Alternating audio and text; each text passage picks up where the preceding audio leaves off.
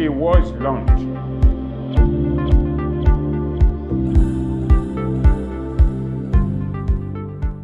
Good day, everyone. Welcome to another episode of AF24NEWS Talks, where the best journalists in the country discuss pertinent issues happening in Nigeria.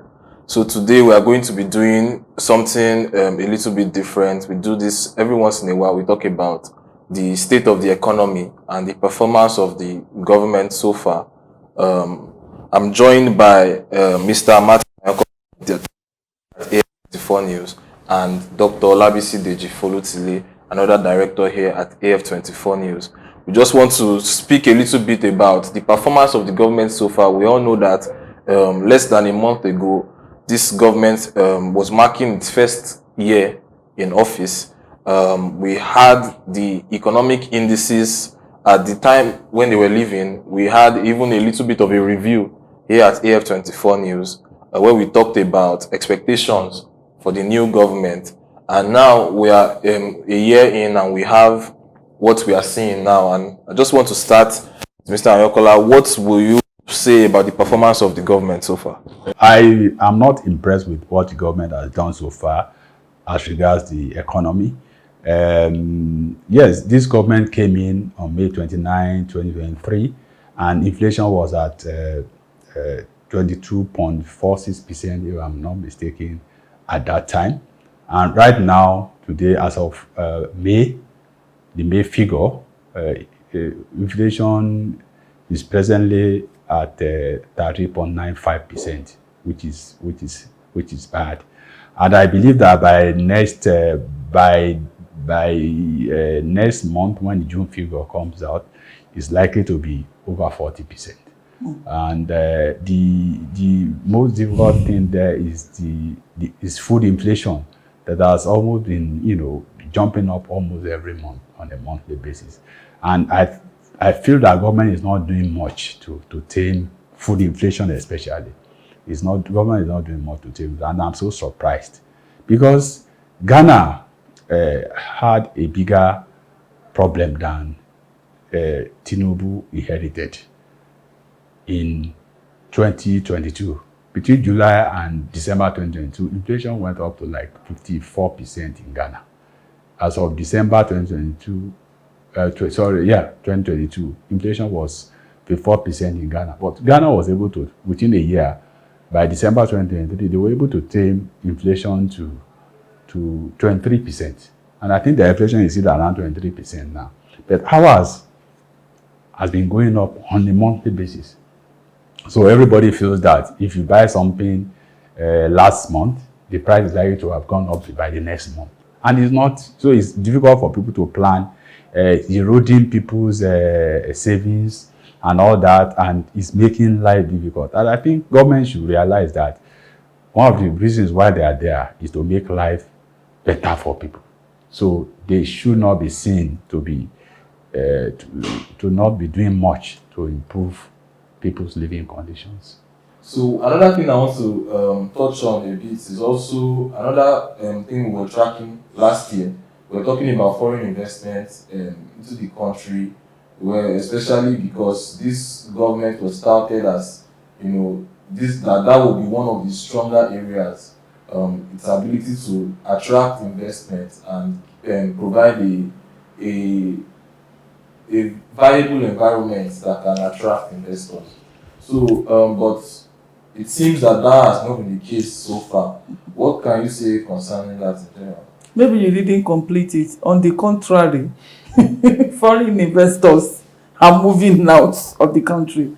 We have the case of Glazo, Smith, we had Lever Brothers, we had another one that produces drugs, different ones moving out of the country. You see, when it comes to foreign investment, I think we just want to, Nigerian leaders just parrot statements, and because they are so fortunate that the citizens don't really interrogate what they say, they get away with blue murder, so to say.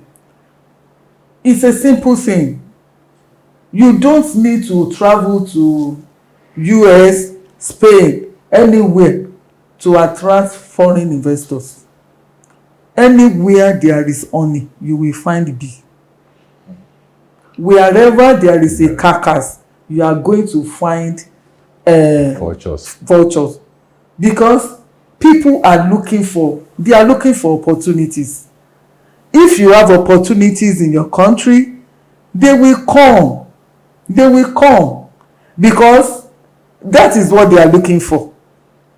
It is when you don't have anything and you want to just deceive people that you will be saying that you are going somewhere to be looking for investors. I think the problems at home, creating a conducive environment for investment is first of all very important. Making your economy viable is the most important thing. Now, let's ask ourselves, what have we done to make the Nigerian economy viable in the last 8 to 9 years? When you look at in the area of insecurity, you realize that was a big problem. And to the point that, schools were being attacked, farmers being attacked in their farms, people being kidnapped here and there. That thing spread to even the southwest until this Amotekun force came on board, and we had a reduction in that over time. Now, when you have such problems, you see countries like the US, the UK, and some of them issuing threat alerts to their citizens. Beware of going to places like this in Nigeria. Beware of traveling to Nigeria. So when you have such cases, which investor will want to come to a place that is not safe? So that is one of the problems that we have that we are not tackling. So for me, it's not about touting about bringing foreign investors, this and that. It's about doing things that will make these investors to come, because they are looking for money. They are looking for opportunities. If we put those things in place, they will come. And everybody is even looking at Nigeria. We have the population, over 200 million people. We have the population. They know they are targeting us. I remember one man from Netherlands talking to, discussing about exports and imports. The man was saying that the milk they produced in Netherlands, that they cannot even consume 5% of the milk. So it's targeted at exports. You understand? So people are looking for opportunities where you have the population where they can bring these things. They are very much interested in doing that. So I think we need to sit down and really look at our problems with the view to tackling them, instead of just being politically correct all the time, because we can be politically correct from now till eternity. Some people will say, if you are deceiving somebody, the person you are deceiving may not know, but you yourself, you know that you are deceiving somebody. So two people cannot be denied when it comes to lying. If the person you are deceiving does not know, you yourself, you will know that you are lying. Let's talk true to ourselves. Let's be truthful to ourselves for once. Because if things are working, we won't be seeing, we are on the down, we are just going down and down. Talking about this inflation rate, I didn't know Nigeria is actually in famine. I didn't know. People were complaining that things are expensive until my mother-in-law spoke to me on phone about 4 or 5 days ago, and she just said, ẹ kú ìyàn yìí o, ìyàn is famine. That was when it dawned on me that Nigeria is actually in famine. That was when it dawned on me. So she was talking about lack of food, lack of money, and she's in the village. You understand? So what Nigeria is experiencing now is already famine. You know, people will say ebi n pa wa, ebi n pa wa, ebi n pa wa. No money, no food. And if things are working, people will know. Not all as it is now. It's like for the ordinary Nigerians, they can't see positives. I'm not saying that government is not working, but whatever government is doing, people are not feeling it. And until people feel what you are doing, that's the only way we can measure your impact and say that these things are positive. So I don't know if I've answered your question. Well, you've given a lot of perspective on it, and I actually want to go back to something related to, we like a year ago we also spoke a bit of, okay, if we have the economy in this state as it was there, what are some levers, so to speak, that you can pull and push to get some positive feedback from the machine? And we had some suggestions about interest rates. We had even the subsidy conversation and everything. I just want to ask Mr. Amokola, some of these things have been done so far, but really we have not yet seen the effects. Is it too soon to call it, or is it just done? Well, I think the problem is that what we've seen so far is that I think the government did some of those things in a rush, and it's like it now makes the problem looks much more a bit complex, kind of, because the first thing is that what the government did first was it came in, the official rate of the dollar was around 450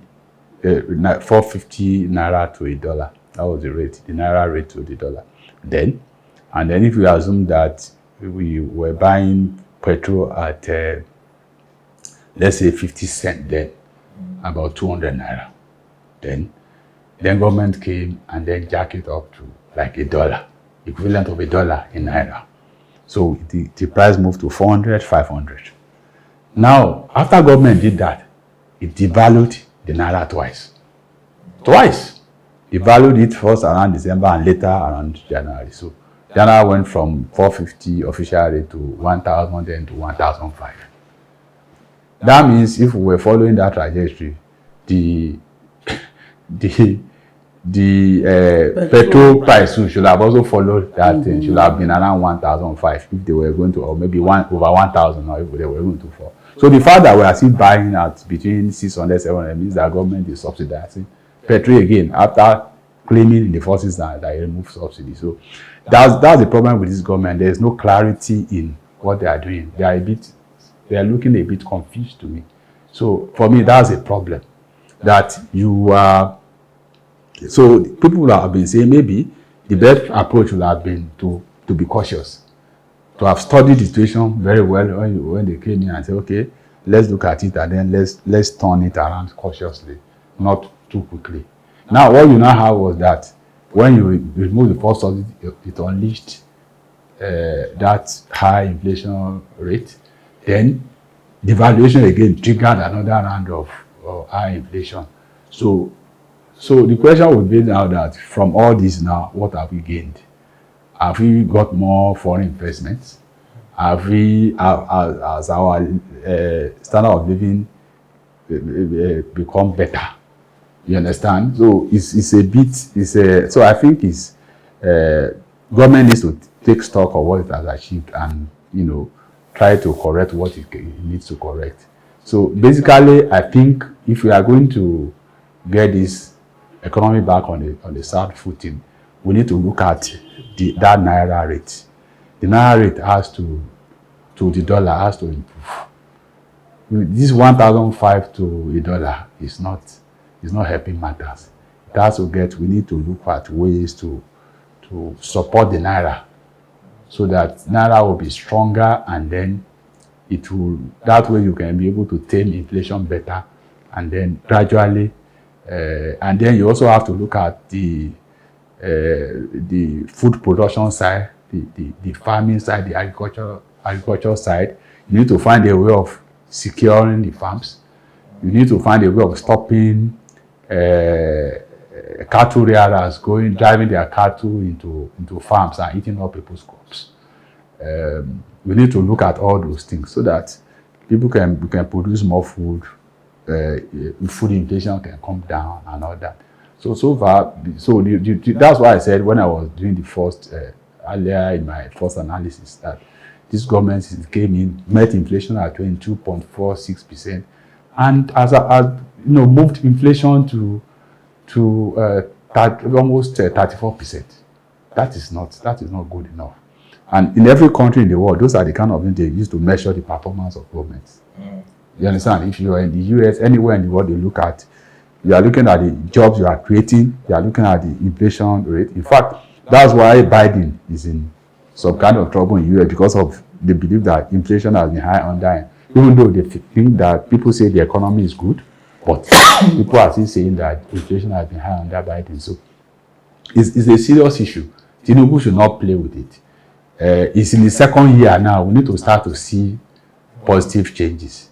It needs to take those things seriously. It's not a joke that people are suffering. Why we always talk about the federal government more in all of these issues is because it's the federal government that determines the monetary policy, monetary and fiscal policies. And then they are also the ones who can work on the value of the Naira against other currencies, especially the dollar. So, yes, the state governments also have a role to play, because they also have not been doing so well anyway. In the area of food inflation, they will also intervene and do a lot of things which I don't think they are doing. So there seems to be right now, Nigerians seem to have been left to their fate. Everybody is just trying to survive somehow, in whichever way you can, which is not very good. So I think I'm just calling on the government, the federal and state government, to work together to tame inflation. Well, thank you for joining us again today. And a lot has been said so far about everything that the government has been doing and the effect that had on people. As a Nigerian yourself, let us know what you think the government should have done instead, or what you expect as an improvement of what they've done so far, and even your experiences as well with going to the market or any other situations that are relevant to this situation. So thank you again for joining us. This is AF24NEWS Talks. Follow us on all our social media platforms across Facebook, Instagram, Twitter, TikTok. Also follow our news website, www.af24news.com, and you can also subscribe to this channel, AF24 News Stories, and ring the notification bell so that you can get updates from us whenever we post new videos. Thank you very much and have a wonderful week.